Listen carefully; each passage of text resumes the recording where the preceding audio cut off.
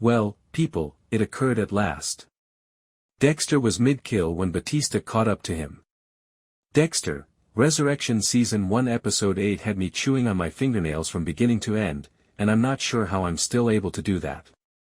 Indeed, I was repeatedly shouting at my screen. Why didn't you check the car sooner, Dexter? Why isn't the gag on, Dexter? Why are you bringing Harrison into this again, Dexter? Even though it's the same song every week, I'm still frightened and captivated. Let's go back in time. Batista is certain that Dexter is the Bay Harbor butcher, as is his murder board. He is observing Dex's every action, assembling his routine, and anticipating the unavoidable lapse. And he understands it, oh my, does he understand it, but naturally in the most Batista manner. What happens when he breaks in after following the tracker and spotting the murder room? Complete chaos. What the fuck?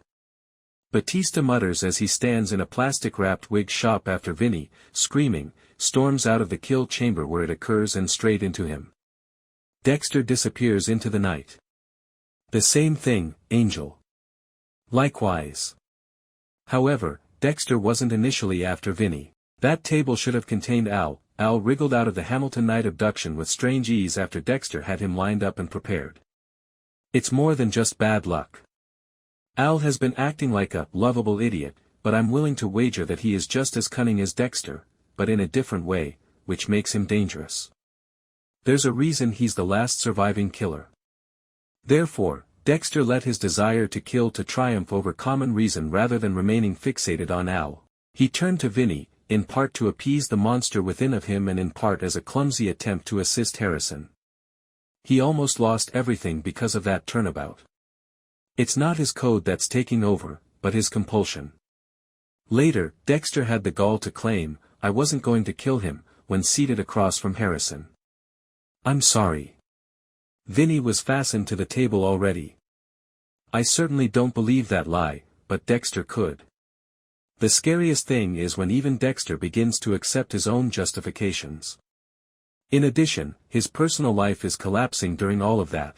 Perhaps the biggest warning sign of the season thus far is Blessing's rage at Dexter for telling Joy about his history. Dexter continues to believe he can experiment with casual interactions, but each time he tries, his mask breaks. Joy is appalled, Blessing feels deceived, and Dexter is unaware that these little setbacks could have disastrous consequences in the future. He is too focused on feeding the dark passenger to notice how his world is getting smaller and his loved ones are turning away. Batista is circling like a shark in the meantime. This plot's charm lies in the fact that I'm not sure who I want to be. Even though Batista is correct, I really want him to be incorrect. Not just yet. I don't want to see Dexter cornered. However, I really don't want to watch another episode in which Batista is treated like a conspiracy theorist. To be fair, however, the man was not even given Vinnie's name. The big thick Italian guy won't hold up in court. Then, under the shadow of Dexter Morgan, Harrison is attempting to discover who he is. I fail to see him being Dexter 2.0, despite all the show's hints to the contrary. Harrison seems more like Deb or Harry, the hesitant accomplice with too much knowledge or the moral compass, if anything. The problem is that Harrison might lose his opportunity to be his father's conscience if Dexter continues to frighten those who are close to him by strapping them to tables in kill chambers. And unpleasant things might happen if that tether were removed. Additionally, I can't get rid of the thought that Gigi, of all people, might be the one to lose it. Her biting humor, grit, and sadness at losing her ambition of becoming a detective may prepare her for something unexpected. This week, I noticed a hint of Dexter in her, that balance between danger and wonder. Where does her energy go if she is unable to direct it toward law enforcement? But let's get back to the mess in the death room. The choice to keep Vinnie ungagged. A choice what? We're supposed to believe that Dexter would just let Vinnie scream his head off, even though he has always been careful to silence his targets. That's not a Dexter move, it's a rookie error. The city is a plot hole. However, it did prepare the way for Batista's stunning arrival. It was the first time all season that I had any hope that Batista would catch him. Harrison moves quickly, no doubt about it.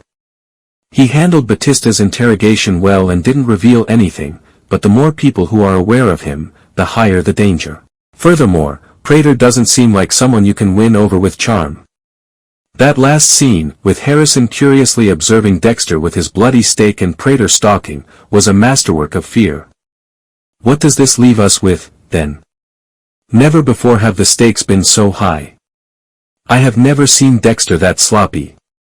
Harrison is developing deeper relationships, with Gigi and Elsa, that have the potential to explode once Dexter's truth comes to light. Even though Claudette and Oliva are dismissing Batista at this point, we all know that it only takes one piece of proof to bring down the house of cards. Here is what I think, and it's only a theory. Batista isn't being brought back by the writers merely to make him appear stupid. The ticking time bomb is him.